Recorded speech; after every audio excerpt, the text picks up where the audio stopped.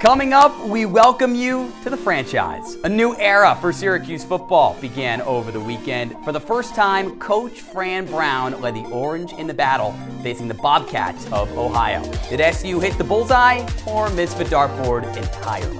Move over Arsenal-Tottenham. The fiercest rivalry in all of soccer is right here in Syracuse between SU and Le Moyne. The men's team squaring off in the first ever Salt City Derby on Monday night, but it was the town painted orange or green after the final whistle. Plus, the women's team is making program history off to its best start since 1997, but could the Qs stay unbeaten in non-conference action? We've got the highlights on this weekend.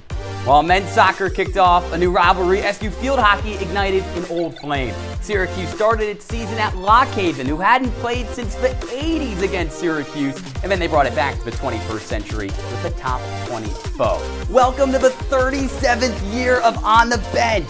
It starts right now.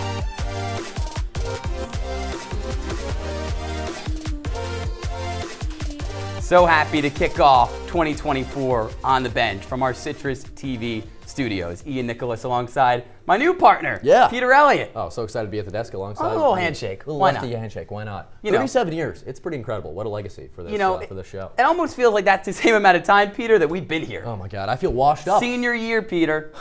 Some freshmen came up to me in the quad the other day, and they were asking me what to do. I felt like Unc. I felt like an old man at this university. That might be the first Unc in 37 years that we've dropped on. I feel like my hair is turning gray. Your hair still looks better than mine, Peter. So remember that. I appreciate it. We got to get to more pressing matters, though. So let's get our first headlines of the year in right now on the bench.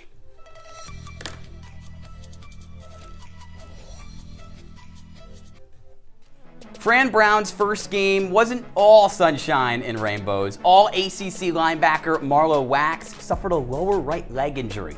The senior finished his afternoon on crutches, wearing a boot on his foot. Brown didn't dive into specifics, but did say Wax will, quote, be back in like 6 weeks. So don't expect the heartbeat of the defense to return anytime before the middle of next month. Wax will be tough to replace, considering he was named ACC Linebacker of the Week despite exiting against Ohio in the third quarter. That's pretty impressive. Well, the Dome might have debuted its brand new seats at the season opener on Saturday, but there's still more work to be done inside the venue. That's because another legendary name is set to be added to the Dome's Ring of Honor. SU announcing last week that legendary football coach Dick McPherson will be honored during the program's November 23rd game against UConn. Only fitting, of course, that it's against an old Big East foe.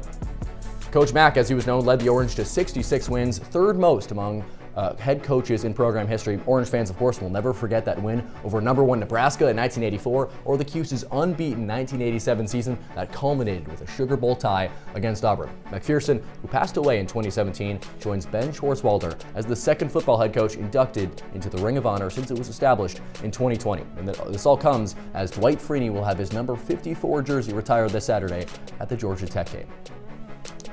Over on the court, Judah Mintz headed to the city of brotherly love. The 76ers have signed the former SU point guard to an Exhibit 10 deal. What the heck does that mean? It's a fancy way of saying the contract pays Mintz the league minimum, but can be converted into a two-way deal by Philly. The All-ACC selection in the spring earned his spot with the Sixers through Summer League. Mintz averaged 9.5 points across 8 games, despite going undrafted. We're bringing it back to the gridiron, Peter, and what else really needs to be said? Oh my God. I mean, there's not been a more anticipated Week 1 game for Syracuse in quite some time, and I think the team lived up to the hype, right, Ian? I mean, can I say that this is the most highly anticipated Week 1 game for Syracuse since the Donovan McNabb days? I think so, easily, because they've got that guy right there, a new quarterback under center. I mean, how exciting is Kyle McCord? You know, before we talk about that guy, I want to talk a little bit more about the old guy, Donovan McNabb. Why not? Because did you know, you already mentioned Nebraska. Sure. Before he became an NFL Pro Bowler, he only had 2 offers out of high school. Syracuse and Nebraska. Now, why does that mean anything? Well, you mentioned Kyle McCord, as we're going to get you the highlights of his Syracuse-Ohio game. And Kyle McCord, out of high school, well, he was heavily recruited by Ohio State. He was a 5-star. But you know where he could have gone this offseason? Nebraska. That's right. But you know what? They roll with Dylan Raiola and Kyle McCord. He's rolling with Aronde Gadsden, back from a broken foot. First time since last September. Speak of the level, speak of the devil. Bang. Syracuse on the level here. Right, on a new level. Look at the fans. It's packed in that new looking dome. 7-6 Cuse after that touchdown, 10-6 here. Shot to the end zone from Parker Navarro falls incomplete. That's the Buffalo transfer, Devin Grant, that breaks it up. 5 seconds before the halftime, Trevor Pena sighting. He fires up the Dome crowd. Syracuse an 8-point lead going into the halftime break. And the one thing keeping the Bobcats in this game was Anthony Tyus. A 13-yard touchdown early in the second half made it a 1-point deficit for Ohio. But on the next drive, Kyle McCord finds LaQuinn Allen, and this guy does it all. A one-handed snag from 5 yards out. That makes it 24-16 Syracuse. But then they get the stop on defense. Great pressure up the middle from Marlowe Wax. This was the play where he suffered that right leg injury like we talked about earlier in the show. But Syracuse gets the ball back, and they don't miss a beat. Jackson Meeks, welcome to Central New York. The Georgia transfer goes up and gets that ball. A 35-yard snag to set up touchdown number trace for Trevor Pena. He only had 2 career touchdowns in his first 4 years with Syracuse. Win number 1 for that man, Fran Brown, 38-22, the final score. He said earlier in the week, Peter, to respect Ohio, and he's respecting them there. He sure was, yeah. But hopefully the first of many wins for Syracuse and first of many incredible performances from this guy, Kyle McCord. We haven't seen a debut from a Syracuse quarterback like this in quite some time. I mean, really, Syracuse hasn't had a quarterback of this caliber since the guy who owns the number 10 and the number 1 spot on this list, Ryan Nassib. Mixed up McNabb and Nassib there. Anyways, yeah, a lot of great names on this list, but they got this guy in the transfer portal. Ohio State's trash became Syracuse's treasure. Fran Brown's happy about that. I mean, Kyle's a good football player. You've seen it right there. I should send Ryan Day a bottle of champagne for allowing us to get him. It's pretty cool. A toast to that, Ian, indeed. I think we should bust out the champagne flutes at some point at the end of this show. Well, it's not getting any easier for the Orange next week. They've already got a top 25 foe on their hands. Georgia Tech in the top 25 for the first time since 2015. Two-headed monster rushing attack there. Haynes King, really versatile player, and Jamal Haynes. 6 rushing touchdowns between the two of them. Just two passing touchdowns for Haynes King. How do you stop Georgia Tech, Ian? I don't know. Fran Brown earlier in the week, Peter, compared Haynes King to Vince Young. Yeah. I mean, I want to know what Fran Brown is thinking. But you know what? He's giving props to the opponent, just like he did against Ohio State. And that worked out. That's all the football talk we've got for now, though, because when we come back, we're going to, kind of relate it to the Yellow Jackets, because you know what? Losing to a local rival, it stings. Both Syracuse soccer squads hoping to avoid that feeling with matchups against Lemoyne and Cornell over the weekend. Did the old throw the records out the window saying come true? Stay tuned on The Bench. It's not that hard. My big man fingers are having a problem with these little tiny buttons. Whoa, watch it there. Your blood pressure's gonna go through the roof. Tell me about it. I'm trying to learn how to get it down. Instead, it keeps going up. High blood pressure can increase the risk for heart attack or stroke. Learn how to keep yours at a healthy range. Ever hear a voice command? Just say text barbershop to 97779. That's not what I said. Just give me that. Now my blood pressure's up. They'll test you. Try to break your will. But however loud the loudness gets, however many cheese puffs may fly, you're the driver, the one in control. Stand firm. Just wait. And move only when you hear the click that says they're buckled in for the drive. Never give up till they buckle up.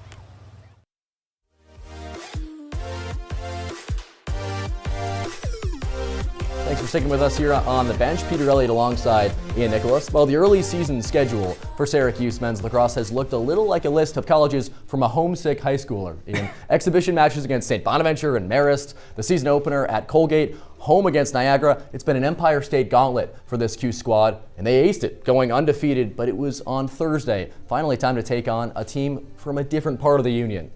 Let's go and see number 7 Syracuse welcome Charlotte up from North Carolina. The first ever meeting between these two programs. And how about this? What a beautiful backdrop for some footy, Ian, at SU Soccer Stadium. Over 2,000 strong tonight from this game. Both Syracuse and Lemoyne fans showed out. That fan base really shows out. Less than 5 minutes in against the 49ers, it's Gabe Threadgold helping Nicholas Kalukian find gold. A beautiful back heel to get the Orange on the board first. But that lead wouldn't hold for long. How about that? A screamer from Andres Evangelo is saved, but Philip Yalk is waiting on the doorstep like a package from Amazon. We're level, 12 minutes in. Waning minutes now of the first half. And you know what? We wouldn't be showing you this highlight if there wasn't something on the other end of it.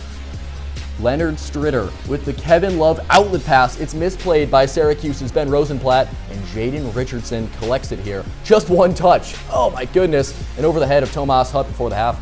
2-1 Charlotte, Ian. But SU would outshoot Charlotte 10-1 in the second half, but they only needed one touch here. Christian Fortier, a screamer, upper 90. He's a one-hit wonder. His goal helping SU take a point and stay unbeaten there. What a relief for the Orange, Ian. Hey, it's got to let out that sigh of relief because Syracuse looked exhausted after that second half. The good news, next up on the schedule was a tune-up against Lemoyne. You know, that crosstown rival who made the bold move to Division I only a year ago. However, as our Josh Richardson explains, this Cinderella didn't plan on leaving the ball quietly. 2-1. When the clock finally hit 0-0 at SU Soccer Stadium, the entire home crowd erupted, but not for the reason you might think. 7th-ranked Syracuse men's soccer loses to Lemoyne 1-0 in what'll go down as one of the biggest upsets in the 2024 college soccer season. SU had all of its chances to win this game. The Orange outshot the Dolphins 28-5, including 8-2 in shots on goal. After the match, head coach Ian McIntyre and company said the only thing they can do is just move on. If it was easy winning, everyone would do it, right? And it's difficult to win soccer matches. That's just the nature of our, you can be a team that's on top, and but you've got to take your chances. And tonight we weren't quite good enough in the final third. We just got to keep the morale of the team up, keep the spirits up, so everyone keep your head up. This happens in football. You're going to lose matches. You can't win them all. So, like I said, tomorrow morning, watch film, see how we can get better, keep the spirits of the team up, and then focus on the next game. Yes, sir. After a loss like that, a goldfish memory is an understatement for what the Orange will have to move on from tonight's contest and move forward to Fridays against Boston College. The Orange travel to Chestnut Hill to open the ACC slate with kickoff set for 7. Reporting from SU Soccer Stadium, Josh Richardson, Citrus TV. All right, I'm officially declaring Syracuse and Lemoyne a rivalry. That game needs a trophy. Our thanks to Josh. Let's stay at SU Soccer Stadium and talk about a women's team that few outside the 315 believed in before this season. Picked to finish dead last in the ACC preseason poll, the Cuse have been playing loose. The team is off to its best start in 27 years, and it welcomed Northwestern to South Campus last Thursday on Taylor Swift Day. Roll tape. Hey Wildcats, welcome to New York. It's been waiting for you. While the haters are going to hate on Syracuse, picking them dead last. These players, they're just going to play. Sorry, Ian, for all these Taylor Swift lyrics here. 8 minutes in, Peter. It's Erin Flory, SU's leading scorer from last season with an early chance, but she pulls it just wide, just like you at karaoke. And, come on. Sorry, if you're going to hate on the Swiftie, come on. And use Josie Elucino. Looking for a teammate, but she finds SU's Ava Uribe back from an injury. Just one single blow for SU, 1-0 Orange, 18 minutes in. But Syracuse wasn't out of the woods just yet. Emma Phillips on the charge. Shea Vanderbosch says, hey, isn't this easy? She would face 17 shots, making 8 saves. The junior posting her 8th shutout of her career. Is it over now? I think it is. Vanderbosch with an incredible performance in net. Syracuse's first victory, Ian, over a Power 4 team since 2022, and its first victory over a Big Ten team since 2001. Ian, is this the start of the next great American dynasty? I would halt your horses there, Peter. You are the math man, though. You've got the glasses for a reason, so you have the numbers to make it all work. I just hope Nikki Adams is counting her lucky stars. Shea Vanderbosch back after missing 2 games. And she's the reason why Syracuse stole that result from Northwestern. The Orange were outshot 17-4. Regardless, like Peter already said, SU off to its best start since 1997, headed into its first road test of this season against Cornell. But this Big Red team, just around this time a year ago, beat Syracuse 1-0 down in Ithaca. And 4 of the last 6 matches between these two have been decided by a goal or less. It would help if Erin Flory could score a goal, but she's only put 2 of her 13 shots of the season on cage, that one missing wide to the left. In the 22nd minute, a set piece, a rebound, and a score for the Big Red. Lincoln Gallman makes it 1-0 Cornell, but in the 40th minute, the Siena transfer, Julia Denning, her first goal with the Orange, and she couldn't be more excited. She equalizes it at 1, not for long. 42nd minute, Sydney Allen, her first career goal as she flies in for the header. 2-1 lead for the Big Red going into the break. Spoiler alert, that's going to be your final score. Because although Syracuse had twice as many shots on goal in the second half as the Big Red, they couldn't convert on any of them. And it was a game where Cornell just outshot Syracuse, Peter. Both goalies needed to be great. Shea Vanderbosch was about as good as it gets, but she can't score goals. No, I remember Syracuse goalie Will Mark saying he's faced just about every shot in his career. I feel like Shea Vanderbosch could also say that. She's faced so many shots in her 3 years at SU, and there's only so much she can do. Still, it's nice to see this Syracuse team much improved over the last 2 years, and without all those nagging injuries.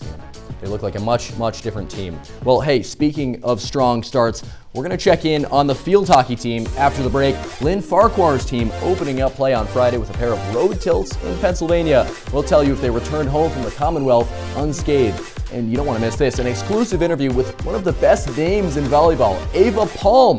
The outside hitter had her palms all over SU's early season success over the weekend. We'll hear from her next when we return on OTB. You've got pre-diabetes.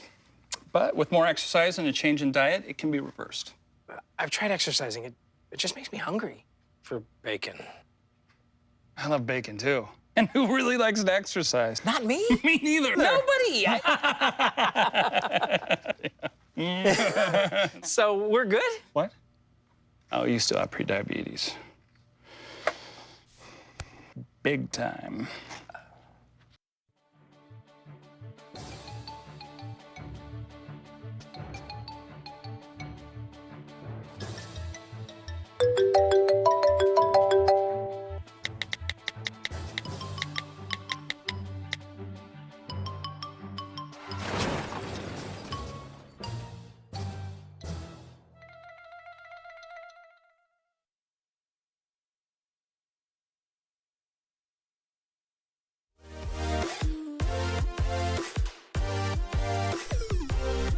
Welcome back to On the Bench. Ian Nicholas alongside Peter Elliott. Let's go to the pitch for a second time, but the field hockey pitch, starting their season against Lock Haven. Peter, could you tell me what state Lock Haven University is in? Lock Haven University. The Bald Eagles. Bald Eagle, that helps a little bit. Okay, Bald Eagle, kind of, I think that's the bird of the United States, States, the founding of the U.S. in Pennsylvania? You knew that answer all along. Oh, come on. You're a smart guy, Peter. I've already said it, and you're correct. Central PA to be precise. They'd also play Penn State just 40 minutes down the road 2 days later, so it made sense to schedule Lock Haven to start the second season of a Lynn Farquhar era in the 315. And, yeah. So obviously, Friday's season debut couldn't have gone better. Syracuse tallied 26 points between 9 goals and 8 assists. That marks the highest point total in an opener for the Orange since 2013. 4 of those belong to grad transfer Bo Van Kempen, but Dutch woman notched the first 2 goals of the campaign. A little bit of a closer contest 2 days later in Happy Valley against Penn State. Van Kempen did her best flow from Progressive, protecting a 1-0 lead in the final 10 minutes. The first-year Orange dialed 1-800-PROGRESSIVE, provided a little bit of insurance. If Bo is Flo, then Willemijn Bogert's got to be Jamie. I'm going deep in on this. Yes. The preseason All-ACC selection has a team-high 7 points. Syracuse needs its Dutch duo to stay hot against another Big Ten team, number 14 Ohio State. Comes to Coyne Stadium Sunday at noon. Love the free ad for Progressive there. Hey, good news, Ian. SU has not lost a home opener in 20 years, so good chance for the Orange to stay unbeaten there. Hey, how was your Labor Day weekend? Was it relaxing? Good. You earned it. I hope you enjoyed it. But not to make you feel guilty, but while you were grilling and chilling, enjoying Labor Day weekend, the SU volleyball team was at work at the Salt City Classic over the weekend at the Women's Building. The Spike and Orange hosting the Salt City Classic. Take a look at the results for yourself. 3 games, 3 wins, just 1 set lost on that Friday doubleheader against Lafayette. The Cuse surpassing last season's win total in just the first 2 days of the 2024 campaign, Ian. It's a pretty great turnaround there. Obviously an excellent result, but there's one player who really stood out. Hey, you already highlighted her fantastic name for the sport she plays, and Syracuse's redemption tour, it's off to that perfect start thanks to this new outside hitter, Ava Palm. The tournament MVP joined SU by way of Cal State Bakersfield. But when the Orange announced their newcomers in the spring, Palm wasn't one of them. The grad transfer sat down with our Josh Solomon and explained why. Speaking of ACC and going back to Syracuse, obviously a very big down year last season, but you decided to come to Syracuse and play volleyball here. How big of an influence was Coach Bake in that decision, and kind of what made you decide to come here even after a down year last year? That's a good question. You know, meeting with the coaches on my recruiting visit and even like prior to me coming out here when we got together for a Zoom call and those initial like couple days, he was very honest and upfront about what they were trying to accomplish this year, and he knew it was going to be really hard, and he knew people would doubt his process and what he was trying to do. But I don't know, I feel very, very passionate about people who are really strong in their convictions, and I know that he is one of those people. And also the girls as well. Like, I spoke to a couple of the girls over Zoom during those first couple of days, and they were also super motivated. Like, you could tell by what they said that they were mature, like way beyond their years in college. Like, obviously a lot of them are returning as sophomores off their freshman season last year, and they were called up and had to step up on the court, you know, and play big roles, which is really impressive, and I really commend them for that. 12 kills per game, not the first time you've really led in that category before. I just want to know your expectations for yourself and for the rest of the team for the rest of the season.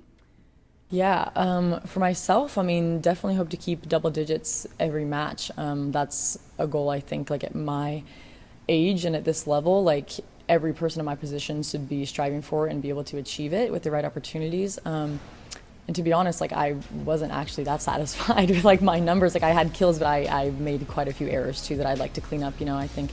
But like I said, with the teams we faced, like against programs like the ones that we played this weekend, I think you can kind of account for more of those errors, you know, when you're trying to like find yourself. Like we switched our lineups a little bit, you know, so just like finding the comfortability within yourself with like different people on the court, you know, you don't usually play a match with, will definitely help me in the future. But yeah, I think starting weekend, I'm happy with it. Thanks to Josh. Hey, Palm's happy with her performance because she smacked the volleyball all over the court, 37 kills across 3 matches. Was that enough to earn the SU newcomer on the bench performer of the week? Stick around and find out on OTB. Looking for these? You drive buzzed. It could be one very expensive ride. First, you gotta make bail. Then pay me to get your car back. Your insurance premiums will go through the roof. And my legal fees just keep adding up. All told, it could end up costing you $10,000. Buzzed, busted, and broke. Because buzz driving is drunk driving. They told me a bottle couldn't dream. That I would never become a superhero.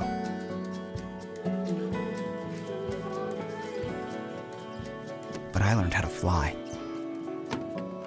Just to come back in a new disguise. And be the hero that I've always wanted to be.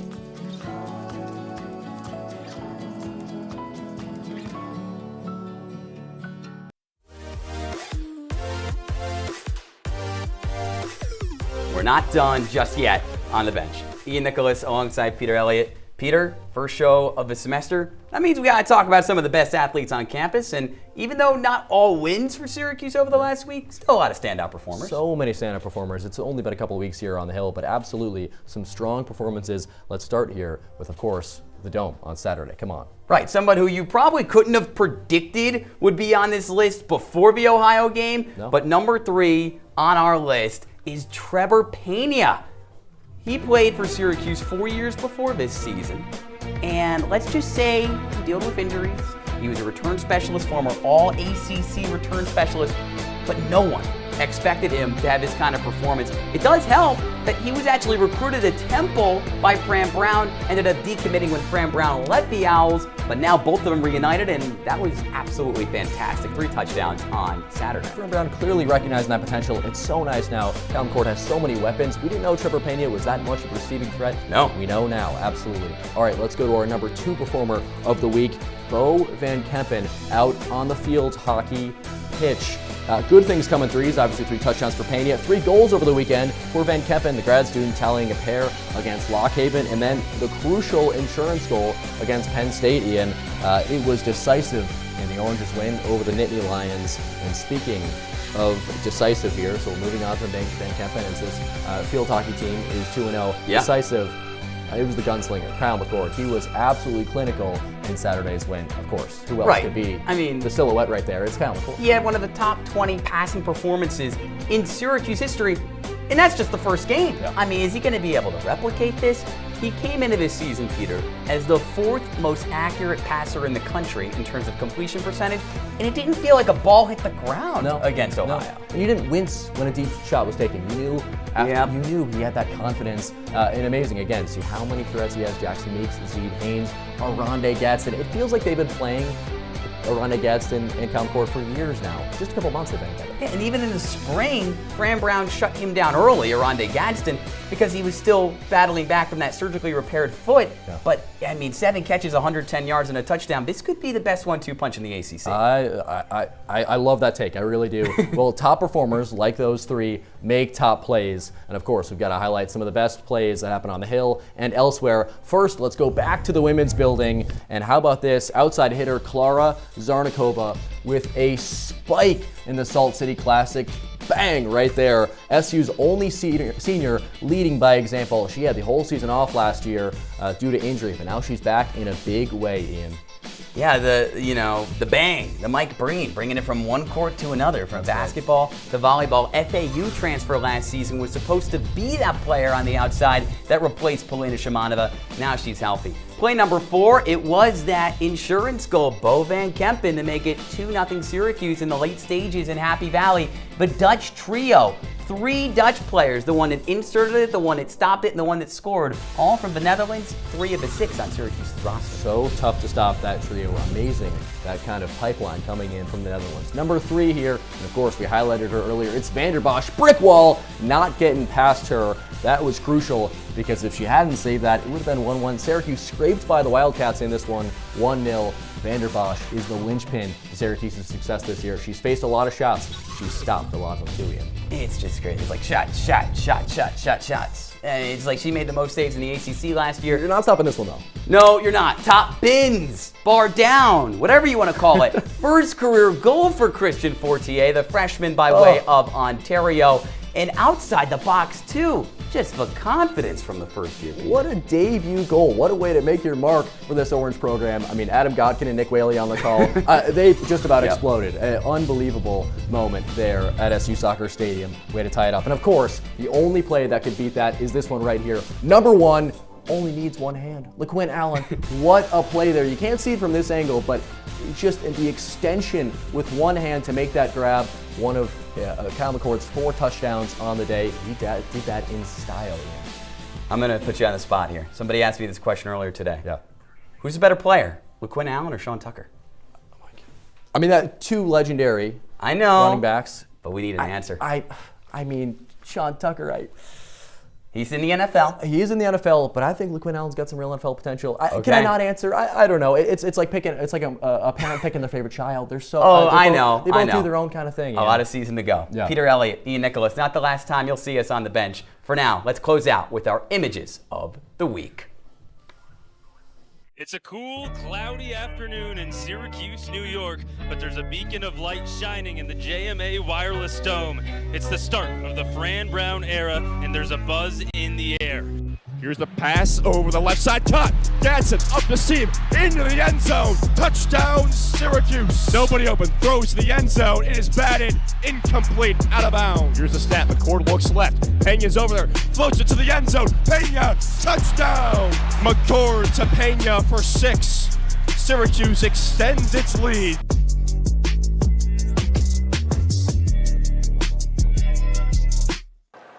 takes the snap, looking near side, fires to Allen, catch, touchdown!